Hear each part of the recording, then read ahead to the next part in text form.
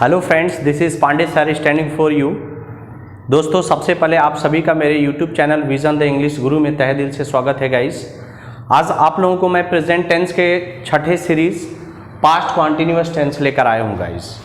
इससे पहले मैं टेंस के 5 series present indefinite tense, present continuous tense, present perfect tense और प्रेजेंट परफेक्ट कॉन्टिन्यूअस टेंस के बाद पास्ट इंडेफिनिट टेंस अच्छे से समझाने का प्रयास किया है। सो गाइज, आज हम टेंस के छठे सीरीज पास्ट कॉन्टिन्यूअस टेंस के बारे में सीखेंगे। सो दोस्तों, सबसे पहले देखें इसकी पहचान। पास्ट कॉन्टिन्यूअस टेंस के हिंदी वाक्य के अंत में रहा था, रही थी, रहे थे।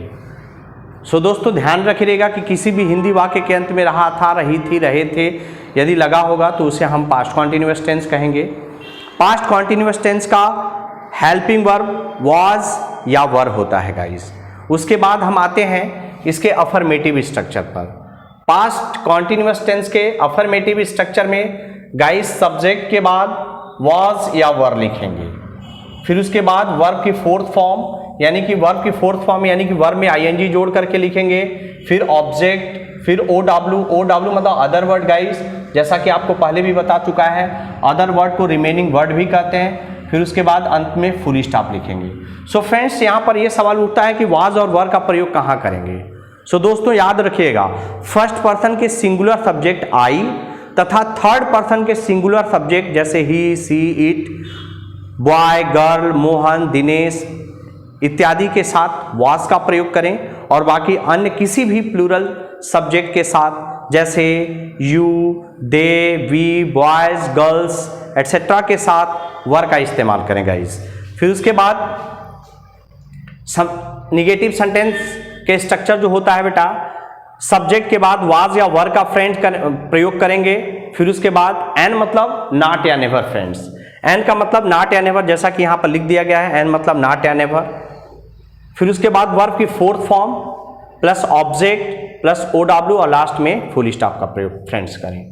फिर उसके बाद इंटेरोगेटिव स्ट्रक्चर पर आते हैं फ्रेंड्स। इंटेरोगेटिव स्ट्रक्चर जैसा कि 2 प्रकार का होता है, मैं पहले भी बता चुका हूं। इंटेरोगेटिव सेंटेंस जब वाक्य क्या से प्रारंभ होगा, जिसका आप उत्तर यस या नो में दे सकते हैं। सबसे पहले वाज या वर लिखेंगे। यदि वाक्य क्या से प्रारंभ होगा फ्रेंड्स, तब हम सबसे पहले वाज या वर अकॉर्डिंग टू सब्जेक्ट लिखेंगे।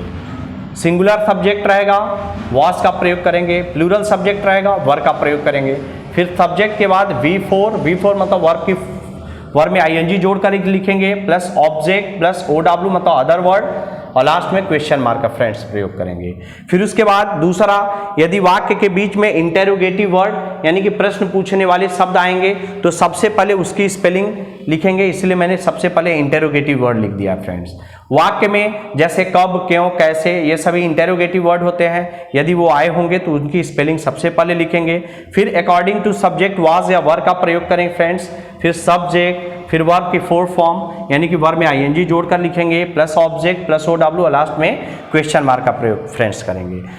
अगर कोई कंफ्यूजन होगा फ्रेंड्स तो ओ मतलब ऑब्जेक्ट होता है, एन मतलब नॉट या नेवर, ओडब्ल्यू मतलब अदर वर्ड लिख दिया गया है फ्रेंड्स। अब आते हैं वाक्य के कुछ एग्जाम्पल्स पर। देखते हैं फ्रेंड्स, सबसे पहले है लड़के दौड़ रहे हैं। सो फ्रेंड्स, लड़के दौड़ रहे हैं यानी कि सब्जेक्ट से पता चल रहा है कि ढेर सारे लड़के हैं। तो फ्रेंड्स, इसका अगर हम सेंटेंस बनाना शुरू करेंगे तो द बॉयज,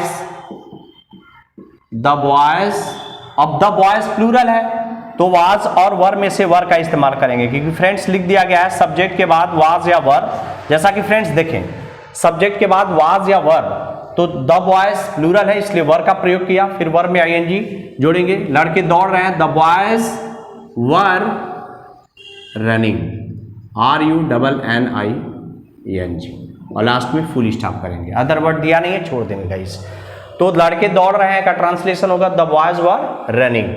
मैं खा रहा हूं, मैं खा रहा था, तो फ्रेंड्स इसका देखें, आई चूंकि फर्स्ट पर्सन का सिंगुलर सब्जेक्ट है आई, इसलिए आई के साथ भी वाज का ही प्रयोग करेंगे फ्रेंड्स। तो आई वॉज ईटिंग, मैं खा रहा था, इट मीन्स खाना होता है, आई वॉज ईटिंग। राम मेरी प्रतीक्षा कर रहा था, तो राम किसी का नाम है, सिंगुलर सब्जेक्ट के अंतर्गत आएगा। तो Ram was waiting, WAITING, waiting किसकी प्रतीक्षा कर रहा था? तो मेरी। तो किसी की प्रतीक्षा करने के लिए प्रीपोजिशन फॉर का प्रयोग करते हैं फ्रेंड्स। तो Ram was waiting for me, और यहां लास्ट में फुल स्टॉप कर देंगे। फिर कुत्ते नहीं भूख रहे थे, तो कुत्ते यानी कि ढेर सारे कुत्तों की बात की जा रही है, तो द डॉग्स होगा गाइस। सबसे पहले द डॉग्स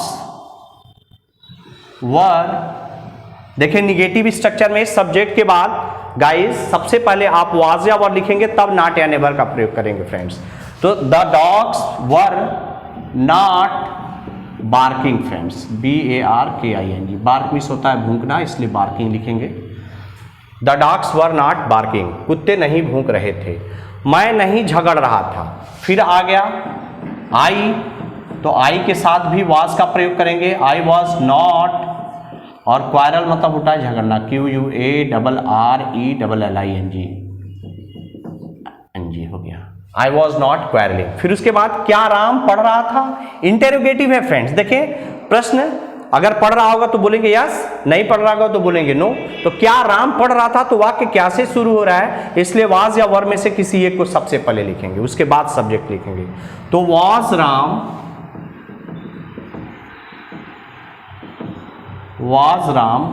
रीडिंग, क्या राम पढ़ रहा था, तो वाज राम रीडिंग हो गया। गाइस देखें, क्या राम पढ़ रहा था यानी वाज राम रीडिंग। क्या मैं नहीं पढ़ रहा था, तो फ्रेंड्स देखें ये इंटेरोगेटिव एंड निगेटिव है। दोस्तों ध्यान रहे, इंटेरोगेटिव एंड निगेटिव सेम होता है, बस नॉट का प्रयोग सब्जेक्ट के बाद करना होता है। नॉट या नेवर का प्रयोग सब्जेक्ट के बाद करेंगे। क्या मैं नहीं पढ़ रहा था, तो क्या की स्पेलिंग वाज पहले लिखेंगे, क्योंकि आई है फ्रेंड्स, तो आई के साथ वाज का प्रयोग होगा। वाज आई नॉट, क्या मैं नहीं पढ़ रहा था, was I not reading.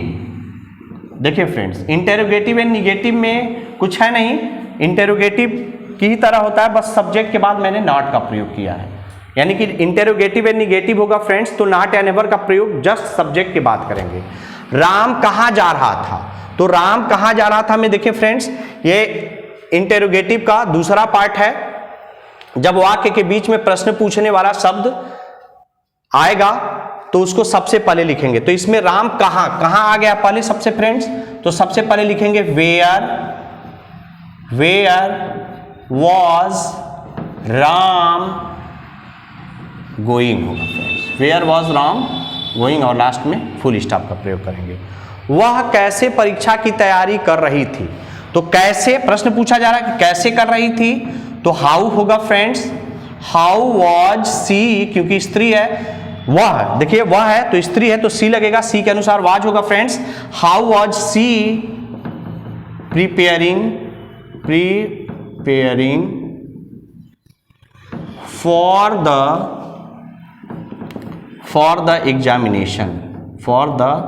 Examination. So दोस्तों देखें, वह कैसे परीक्षा की तैयारी कर रही थी, तो how was she preparing for the examination. तुम क्या नहीं कर रहे थे, तो क्या भी वाक्य में आया है और वाक्य नकारात्मक भी है, तो क्या की स्पेलिंग सबसे पहले व्हाट वर यू, क्योंकि यू जो होता है फ्रेंड्स सेकेंड पर्सन का प्लूरल सब्जेक्ट होता है, इसलिए यू के साथ वर का प्रयोग करें।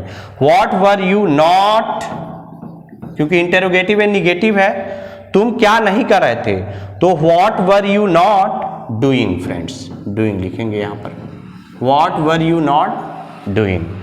वे लोग क्यों रो रहे थे, तो क्यों की स्पेलिंग सबसे पहले लिखेंगे फ्रेंड्स, व्हाई वर दे। देखिए फ्रेंड्स, वे लोग क्यों रो रहे थे, तो why were they weeping, WEEPING, weep मतलब रोना होता है फ्रेंड्स, यहां पर हम लगा देंगे।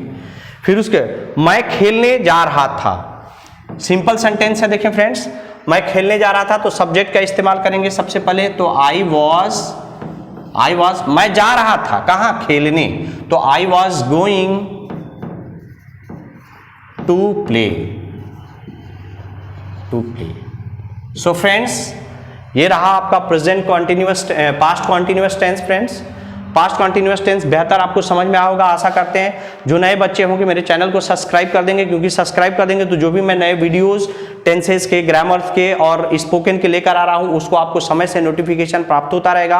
और फ्रेंड्स, यदि टेंस पास्ट कॉन्टिन्यूअस टेंस समझ में आया होगा तो आप लाइक शेयर सब्सक्राइब जरूर करिएगा। Thank you.